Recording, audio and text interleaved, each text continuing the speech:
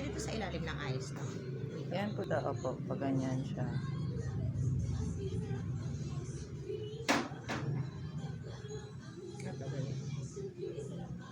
Pwede ba diretso? Trip.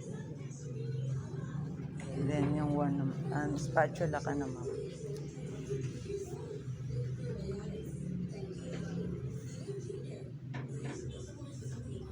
Ayaw, mga pataas lang po. Spatula, paano pa ganito? Opo. Ayan. Tapos, kailangan mo ng tissue dyan kasi may mga excess yun.